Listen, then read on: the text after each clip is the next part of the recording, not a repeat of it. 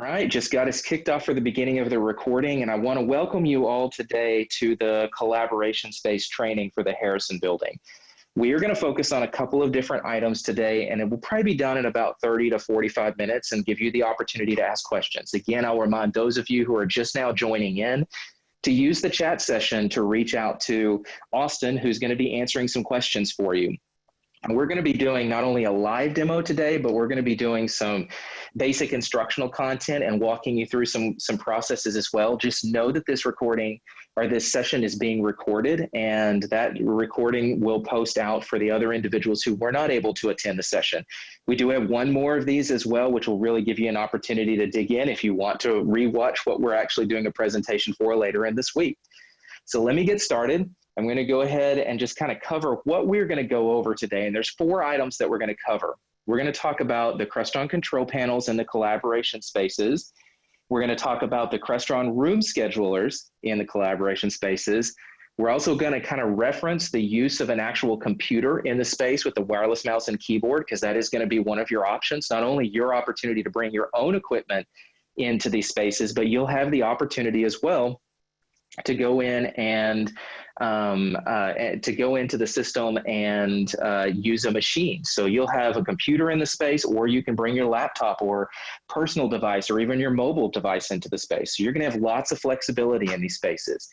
And the final item that I'm going to cover is going to be related to using AirMedia. AirMedia is a wireless broadcasting solution that allows you to connect your computer up without bringing in adapters and cables and connectors and all the other things that you would do when you're going into a collaboration space. So you can see in this particular picture, there's an individual who's pulled up their iPad, and they're actually just sharing directly on the screen what you want to be able to distribute out to individuals. And you can do that in this case. You can do it from an iPad, you can do it from an Android device, you can do it from Mac, or you can do it from iOS. All of that stuff is out here. It will definitely give you an opportunity to be very flexible with using the space and interacting with different types of devices. I'll even talk about how you can allow guests to connect into some of these different resources and help you prepare for that functionality as well. Okay, so let's get in. Again, I'm going to point everybody to chat. We're going to start with room controls and the Crestron room controllers that are out here. Again, if you have questions, post those to chat. This is pretty simple. Most of you don't even really need training on this kind of thing. When we go into the room controls, you're going to walk in. They're pretty easy to use. It's an on and off button. Select the input that you want, and you're pretty much ready to go. But it's going to give you a lot of capability, and we're going to walk you through how you can manage those rooms. I will tell you, there is a note that you have 2 types of rooms, at least from the controller standpoint. You're going to have some that have a physical button panel and others that have a touch panel. I'm going to cover both of those 2 solutions. I'm going to talk about some of the different things that each of those different solutions have and the differences in them. In most rooms, probably about 90% of the spaces, you're going to see this button touch panel that I'm going to talk about first. In those other 10% of the rooms, they have more complicated setups. They're more like conference rooms and video spaces. They have a lot more control requirements, and that's why we put touch panels in those spaces. They're both made by Crestron. They're very easy to use. It's not something that you should really have to spend a whole lot of time learning how to do, but we're going to kind of give you some quick ideas on how to use the interface today. All right, so I'm going to start off with the button control panel. So when you go into a collaboration space, you're going to see a Crestron button control panel that looks just like this. Now, I will tell you, these buttons here on the side where it has computer and AirMedia, they're going to be in a different space than where I'm pointing at them today. But the buttons will still be the same. They will make sense. You're only really going to have 3 items when you're doing button control in these spaces. So you have the ability to turn on and off the system. That's the same power button that you have with anything else, a laptop, a desktop. It's all the same. You're going to have volume controls where you'll actually rotate a knob to increase the volume on the TV in that space. You have volume mute, and then you will have the ability to select between the computer in the space and AirMedia. Now, don't confuse that computer option with your computer that you're bringing. AirMedia is what allows you to connect your device to the TV screen in the room. The computer is actually going to be the physical teacher station computer is what we would call them in classrooms, and in collaboration spaces, it'd be like the control computer. And that's where the wireless mouse and keyboard is going to come into play. We'll demonstrate the differences between the two of them and talk about them. One of the things that I will tell you is almost every meeting that I go to, I like to bring my own laptop. I like to do that because I'm comfortable with what's there. I know what software is installed. I know how it works. I know what I have available to me. But at other times, it's just more convenient. Maybe you don't have a laptop, or maybe it's you don't want to unplug it from your docking station. You want to use the computer in that space. That's not a problem as well. That's why we have both of these functions available to you from these collaboration spaces. So you noticed earlier, I talked about the fact that there were going to be two different types of Crestron control panels. You were going to have either the button interface, which was this, or the touch panel interface. And I'm going to tell you, I didn't get the chance to come in and put the actual menus around this to kind of point out what's going on. So I'm going to move my mouse around the section a little bit and talk just a little bit about these menus. So one of the things that you'll notice on these Crestron touch panels is that down at the bottom where you've got these icons that look just like iPhone icons, they will be labeled. Your laptop, AirMedia, the HDMI connectors, the PC in the room, all of those are going to be pretty self-explanatory, just like the button menus. So when you walk into one of these spaces on these touch panels, it's going to have some text that says, touch the panel to activate. And when you touch that panel to activate, it turns on the system, and then you'll press the input that you want data to come from, whether it be the PC in that space, whether you want to use AirMedia like you do in the other collaboration spaces. And then the advanced functionality that comes in is like things like the lighting control and settings and camera functionality and microphone control. And that's where those buttons across the top, where it says conference room and the time, you'll notice the lighting and setting controls and then the room volume are right off to the side. And that's where you'll have the opportunity to manage and change those settings. And that's why these rooms have touch panel interfaces, because there's a lot more functionality and additional changes that you would want to make in managing these spaces. If you have questions about using a Crestron interface, you can visit the IT Harrison website. That website does have a little training video that we have on some Crestron panels that we already have deployed across campus. Now, the ones in Harrison are going to look a little bit different, but the functionality is almost nearly identical. And so even though the button may look a little bit different, what you're going to do and how you'll interface with the unit is going to be the same. And if you want to get more comfortable with using these touch panels, definitely check out that video that we're going to have online at that point in time. So again, that covers the two different types of control mechanisms that we have in this space. So let's talk a little bit about AirMedia. AirMedia allows me to bring my mobile device, my laptop, Windows machine, Mac, iOS, Android. I can bring those into the space. And when I bring those into the space, I have the ability to then wirelessly project my screen up to the space in the area. So that means I don't have to bring an adapter. I don't have to bring cables to plug in anymore. I don't have to change settings. All I have to do is install this great little app. And we put together about a 3 or 4 minute little training video on how to use AirMedia. One of the things I will tell everyone to do is to go get the software installed on your machine when you're getting ready to use the collaboration spaces. And we'll have a website that's going to be referred to in this video that will help you walk through that process. But I'm just going to kind of give you, before we watch this video, I'm going to give you the 4 steps that you need to worry about when it comes to using AirMedia. Step 1, install the software on your computer. We have a great website for that. It's actually even posted. If you look at the instructions on this screen, on this example that's in here now, you can actually see where you need to go download software. The second thing that you need to do is connect your device to the wireless network. So you have to remember, if you're connecting in your phone or your mobile device or bringing in a personal device, in order to connect and share your screen up to that system, you have to be connected to the TCU network. So that either means the TCU faculty staff network for your TCU owned devices or the EduRoam network for your personal devices.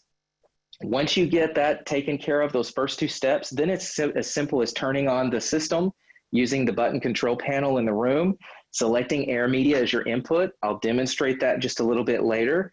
And then you're going to enter in the AirMedia IP address and PIN code, which will be found on the system itself. And this video is going to walk you through how that process is going to take place and what you're going to end up doing in that space as well. So let me go through. I'm going to pull up this video real quick. Put this in full screen.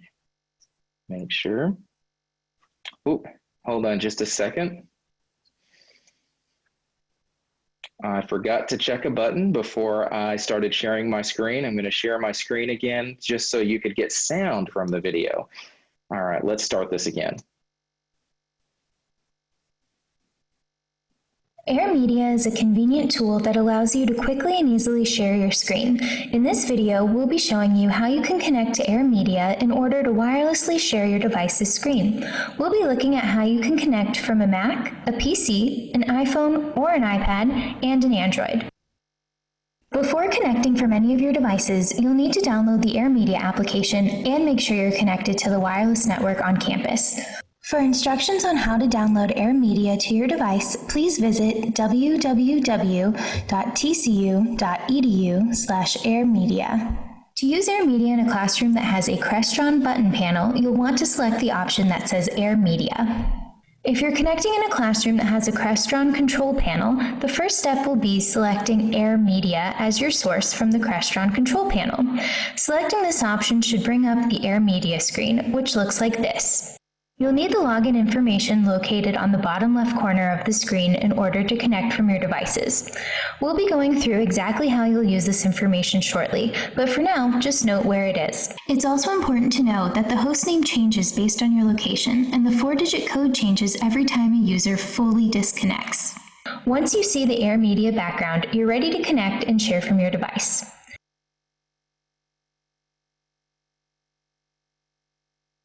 Let's start by looking at how you can connect to AirMedia from a Mac. The first step is simply to open the AirMedia application. You'll then see an area that says Enter Hostname or Address. This is what you will find on the AirMedia screen in the lower left corner. When entering the information here, you do not need to include the http:// portion. Only the numbers and periods are necessary. After entering the hostname, click Connect. You'll then follow the on-screen instructions. First, click the AirPlay icon in the menu bar, then find the receiver name in the AirPlay list, then tap the receiver name. After selecting the receiver name, you'll be prompted to enter the AirPlay code. This is the 4-digit code that appears on the AirMedia background screen. You will need to enter these 4 digits from your device. Once you enter the 4 digits and press OK, your device will be connected and your screen will be mirrored.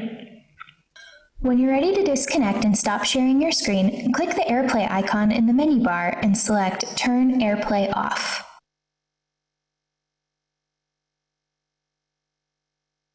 Now let's take a look at how you would connect from a PC. The first step is to open the AirMedia application. You'll then see a space to enter the hostname or address. Again, this is what you'll find on the AirMedia screen in the lower left corner. When entering the information here, you only need to type the numbers and periods. Remember, the hostname or address is different depending on your location. After typing in the hostname, click Connect. You will then be prompted to enter the 4-digit code found on the AirMedia screen. After you enter the code and click OK, the box will change and you will see control options for mirroring your screen, such as stop, start, pause or resume, and volume.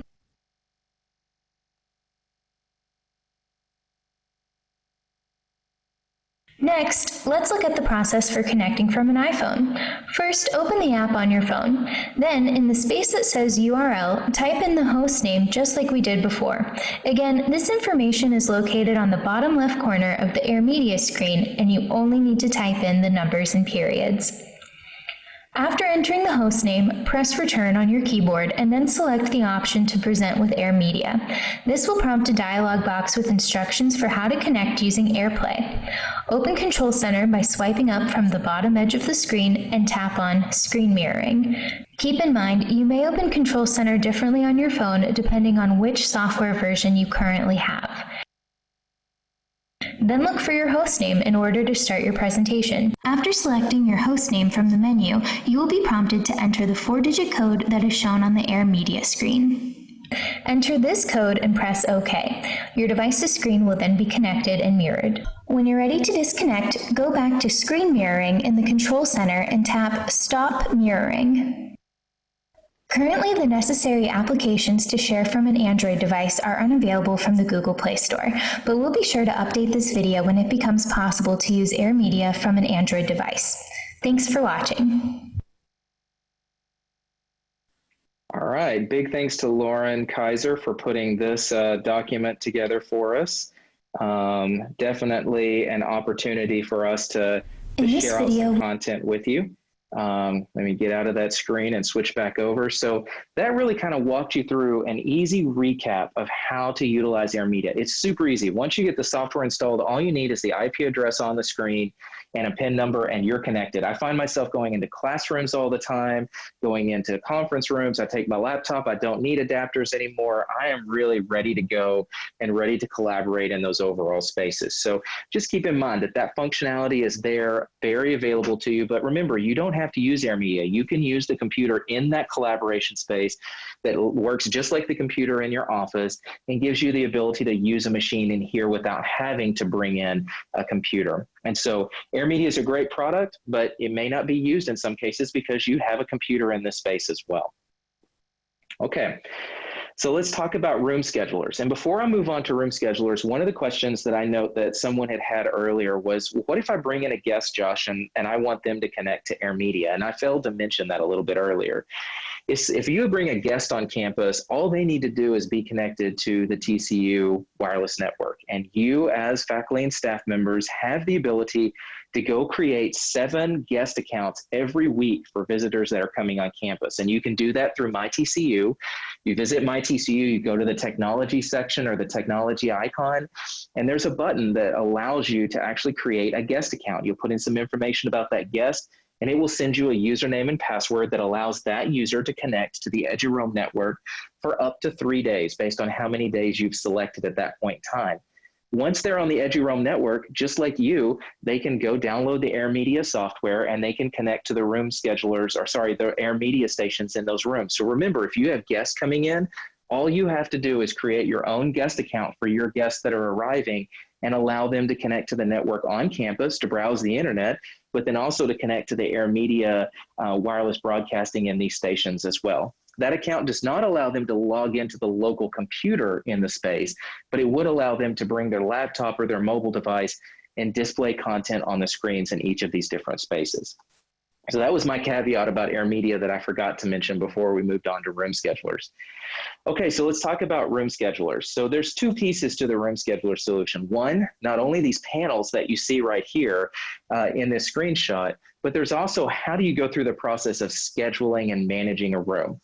There are 2 types of room schedulers that you're going to see. There's going to be managed rooms and there's going to be unmanaged rooms. And Austin and I are standing in an unmanaged room right now. It's just an open collaboration space. And you say, what's the difference between a managed and an unmanaged room? Well, an unmanaged room is going to be a room that you can walk up and book without any approval. You can book online without any oversight or review and walk into those spaces either immediately if they're unused or book them online through Outlook. A managed space is going to be a controlled room that requires or has an approval process. So you will book the room through Outlook the same way that you book an unmanaged space, but that will actually send a message to an approver who will then at that point in time have the opportunity to approve or decline the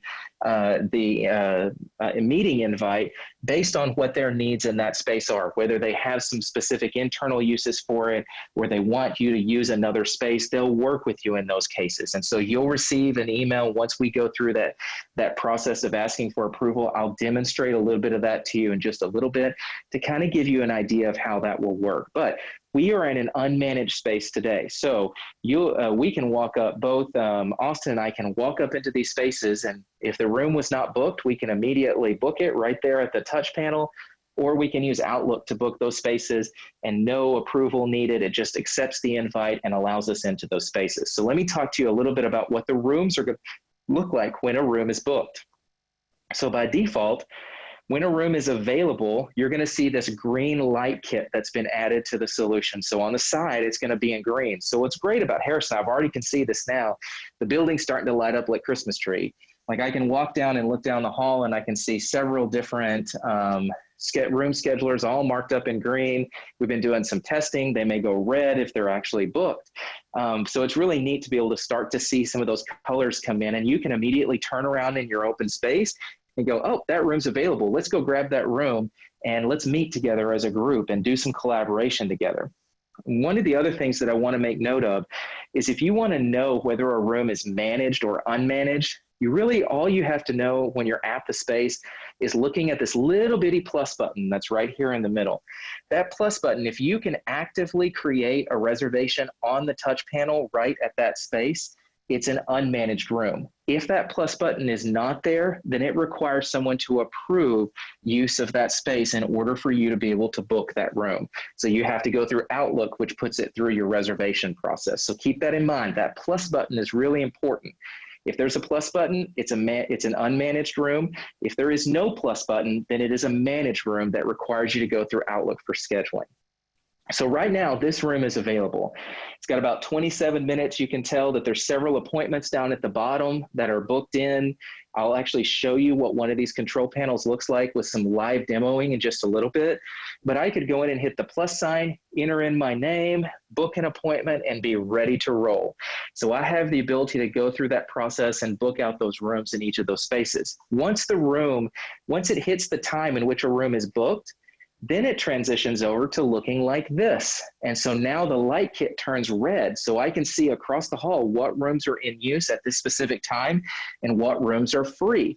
And that takes place like right at the time that that room was booked. It goes red pretty quick within about 15, 20 seconds of when that room gets booked. All that information gets pushed up to these room schedulers. They update on that 20 to 25 second increment time frame. So again, if a room is available, the light kit's going to be green, and it's going to have a plus sign allowing you to go in and do an active booking right there at the space. And if it's red, that means the room is currently booked and in use. And it's going to provide information about that particular meeting. So maybe it's an important opportunity if a room is empty and you see that somebody's booked a space, you'll know who booked that space and the information that's there, and maybe reach out to them and say, hey, are y'all just running late, or could we borrow the space? Because every other room is busy, but y'all aren't here.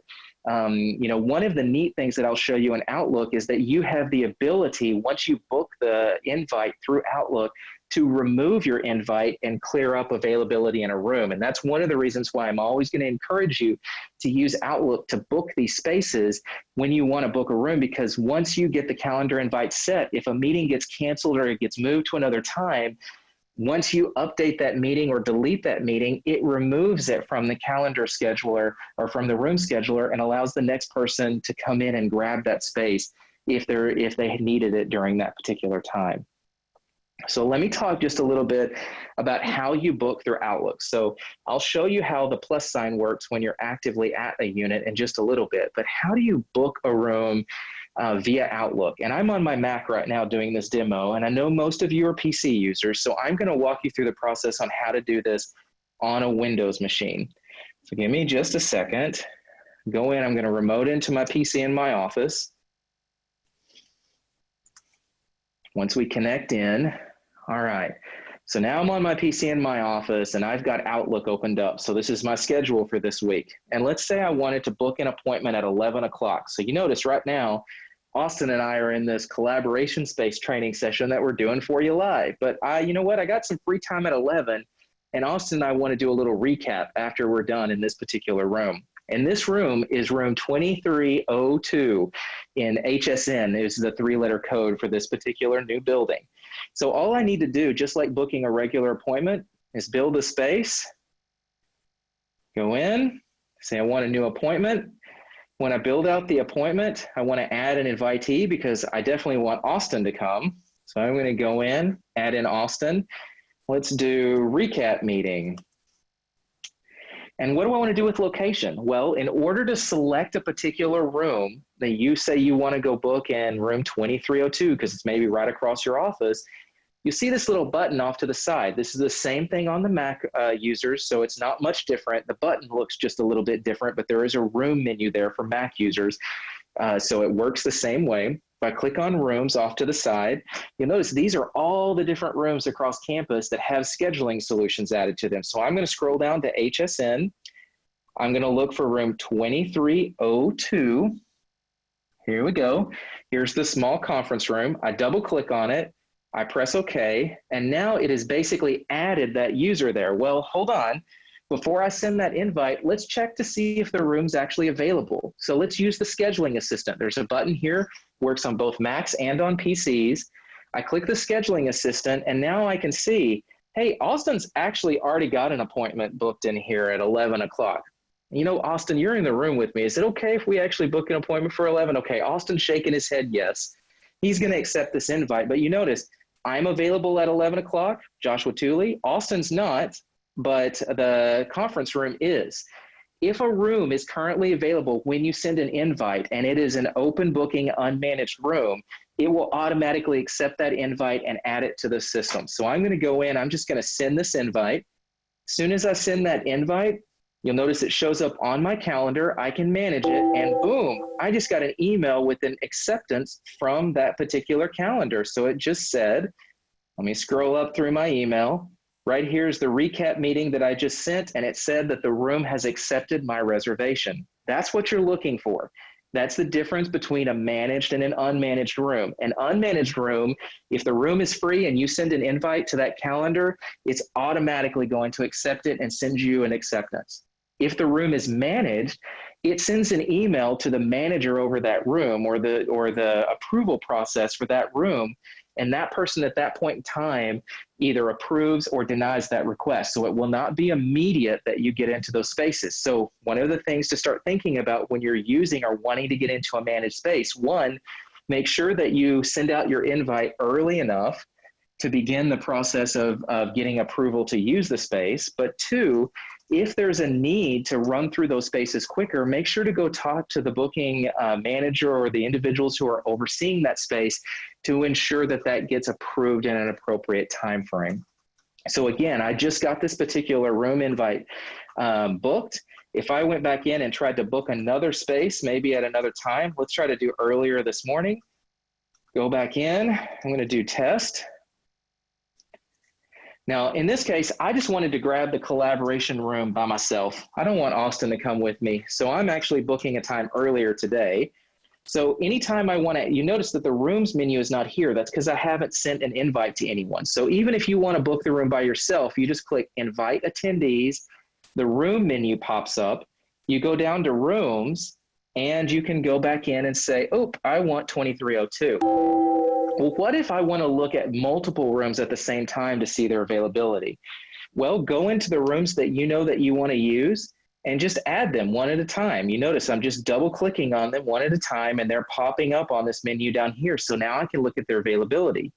When I press OK, before I send the invite, I always go to Scheduling Assistant and I can see their available schedules. You notice 2302, it's booked at 11 o'clock. That's that calendar event that I sent out just a little bit ago to Austin into that room. But you'll notice I looked at several different other rooms and wow, they all look good. I don't want to book all the rooms, but you know what? I'm going to pick the one that's closest to me. So I'm going to go back to my calendar invite and I'm going to remove the rooms that I don't want. So I want only 2302.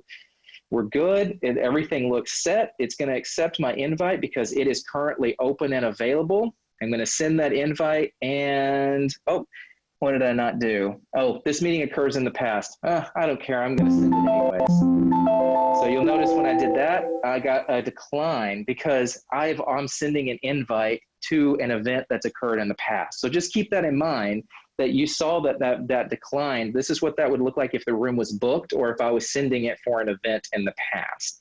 So keep that in mind and understand that the system's only going to allow you to book appointments in the future, and it's only going to allow you to immediately book items in rooms that are unmanaged. And so either you can walk up to the space and hit the plus sign and book a room right then, or you're going to be able to use Outlook to manage some of these things out into the future.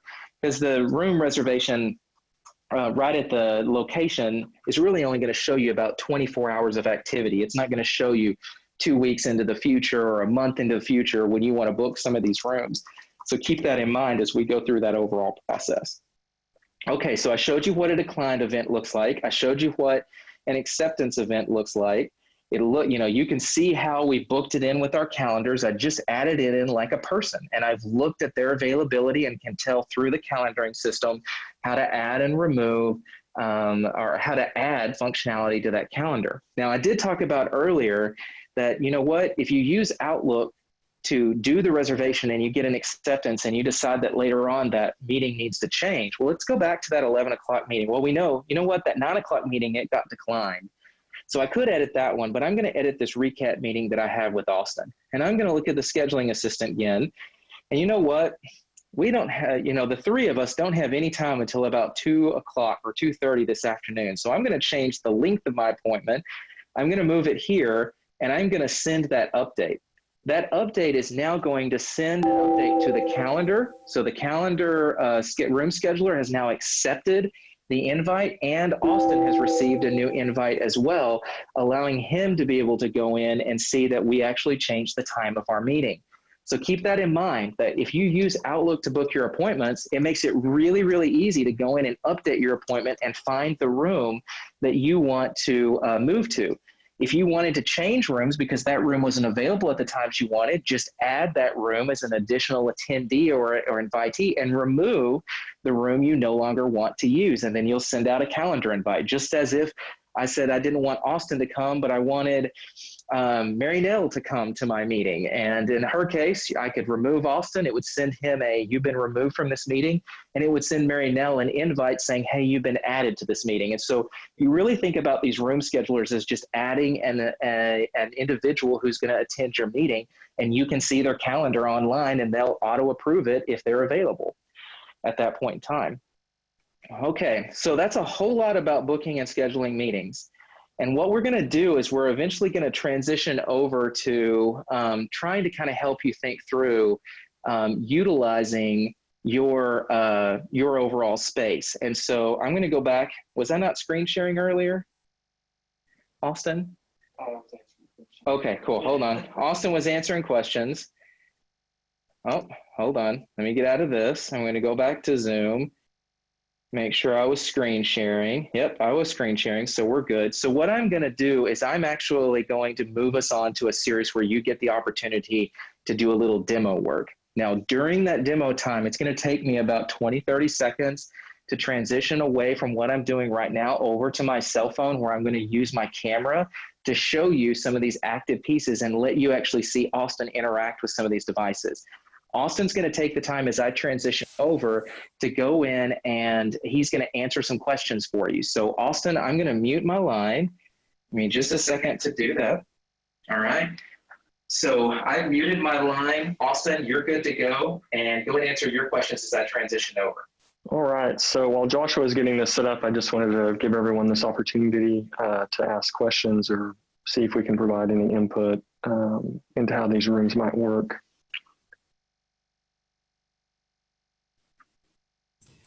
Hi, Austin. This is Candace Payne. I may be jumping ahead a little bit, but if we are to book a room via the room scheduler, so on site at the room, will that update our Outlook calendar, or will that only work if we book through Outlook? I believe that's only through Outlook. Go ahead and repeat the question for me. So Candace had a question about if they're on premise and they walk up to the scheduler and schedule at the scheduler, will that actually update the their Outlook calendar? I believe that's only in Outlook if you schedule it through that. Correct. So Candace, that's a great question. If you book at the unit itself, it just adds an appointment into the calendar and shows it as available or shows it as unavailable at that point in time, but it does not update anything in Outlook because the Outlook invites only occur when they come from an Outlook invitation to start with. Does that make sense? That does. So if you book at the room, it's just going to show it as unavailable. It's going to update the scheduler's calendar, but it's not going to update anything in Outlook. And if you've sent the initial invitation from Outlook, then you have the ability to make modifications and control that from Outlook itself. So it just depends on what starting point you begin with. Thanks, Candace. That's a good question. Does anyone else have any questions right now?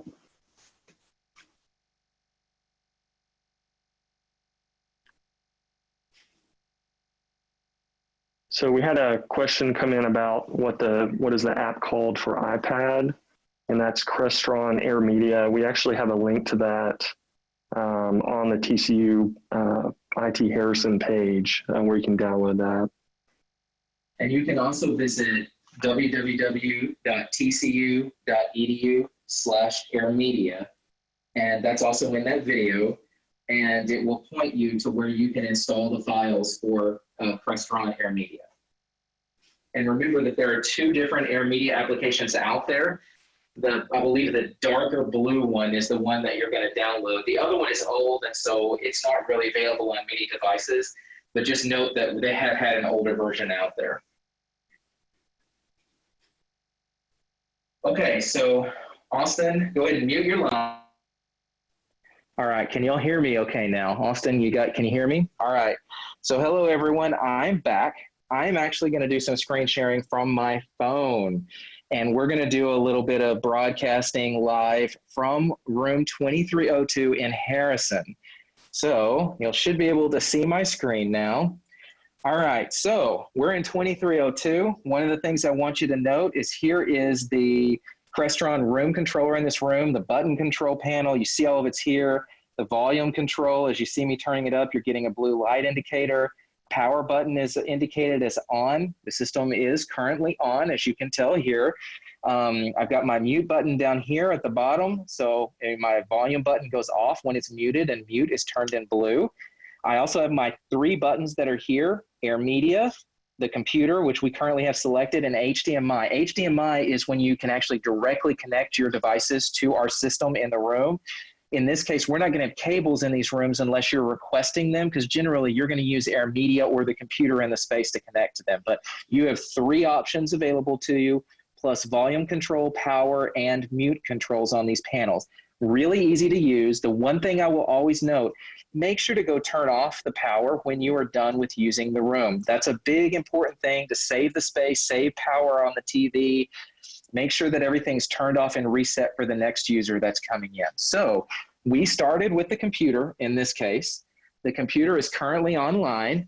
You'll notice I've got Austin here right now. He's on the computer using the wireless mouse and keyboard, not on his laptop. His laptop is actually something different. So he's using the wireless mouse and keyboard.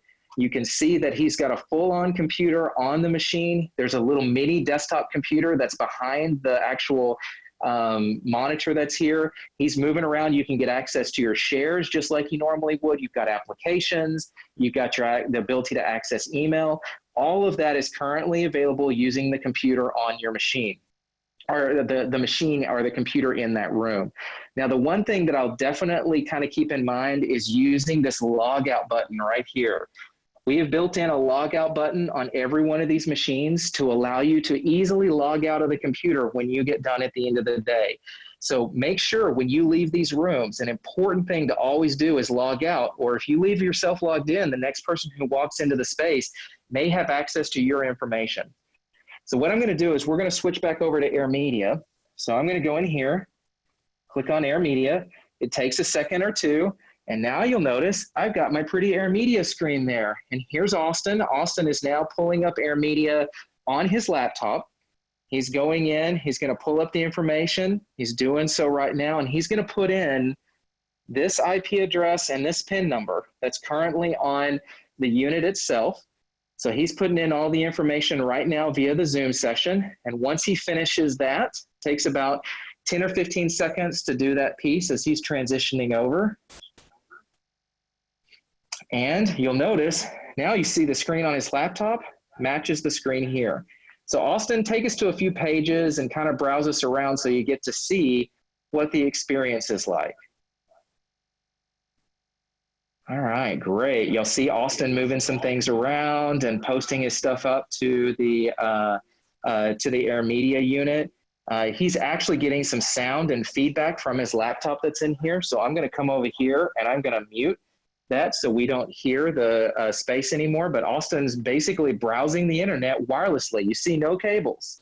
So Austin, do we have any cables? Pick up your laptop for me so we're not hiding any cables. So magic. All magic, no communication other than wireless communication directly up to the machine. A great way to be able to connect. I will tell you, there is about a half-second delay with what you see on Austin's computer and what shows up on the monitor. And so anytime that you're actually controlling a machine that you're sharing from, I always recommend look at your computer screen. Don't look at the screen up here. When you're looking at your computer screen, you're getting the full-on access exactly the way that you're expecting it to be. The users don't really know that you're about a half a second behind up here, especially as you're going through that control process. Okay, so let me talk about the room reservation system, and I'll also talk about the ability to dim lights and manage lights in these collaboration spaces. You've got lots of control. I'm going to go back out of our room in 2302, and I'm going to talk just a little bit about the conference room space. So when I come up to this panel, you notice the panel is already labeled. It's got my time, and it's got whether or not the room's available. Nice little green lights that are here. So I'm going to go back in. And let's say this room, I made an appointment out into the future around noon to be able to book an appointment. I did that before we even started. And you'll notice that if I zoom in close on this, I can actually look at when the room is available and go, hey, there's a spot right there at 2:30. So if I wanted to go in, and Candace asked this earlier, I want this to be a walk-up meeting at 2 o'clock to 2:30 because the room's booked after 2:30. And I'm going to say reserve now. When I do that, it takes about 15, 20 seconds to update, and it will update the overall calendar with that particular invite. So some other things to think of as this is going through the reservation process. Let's say, hey, I'm at this room right now, and I want to book this room. So let's go through. I'm going to go in. I'm going to book the room right now. Well, I can book the room at least from now for the next 30 minutes to 11:14, but I also have the ability to book all the way to noon. And here it does it in 30-minute increments from the time that I'm currently available. So I'll zoom in. You can actually see me moving back and forth between the different menus that are here. I'm going to book this room to 11:44. I'm going to click reserve now. You notice that once the reservation finishes, that the room's going to go red because I just booked this calendar appointment. Now it does update what's in Outlook. It does not update. It updates the scheduled calendar. So you notice that this is now booked, but it does not update any Outlook appointments that you have. It doesn't send you an appointment or do anything else because it doesn't know who I am when I did this walk-up meeting. And you'll notice it's right there, what the room number is, what the time is, and the walk-up meeting that's booked in there. So it's real neat that you can go through and manage and look at some of these different things that are here in terms of your availability. Some other things that are great about this are the ability to go back in. If you have some issues with the color schemes, you can change the vision mode for those that might have some visual impairment and some opportunities to change that to colors that you may be able to see. And then you also have a help menu that allows you to actually identify some different pieces in terms of using the overall solution. So definitely different great ways of being able to manage and change these units themselves, kind of giving you an idea of how, not only did I say earlier, Christmas trees, we went from green to red. You're going to see lots of green and red in these spaces as you go through the overall solution. So I'm going to stop sharing my screen. We're at the end of our presentation, but I'm going to go through, give me just a second to stop sharing my screen.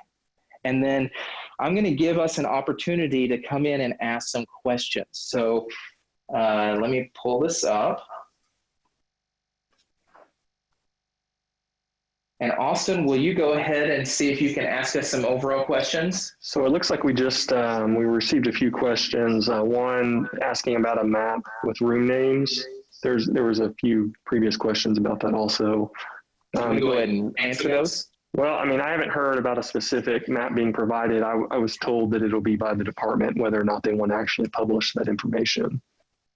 So we had another question come in. Is there a way to release the room if your meeting goes short? No. So, you don't have the opportunity to do that unless you're doing it from Outlook. right. So if your meeting goes short, you can't.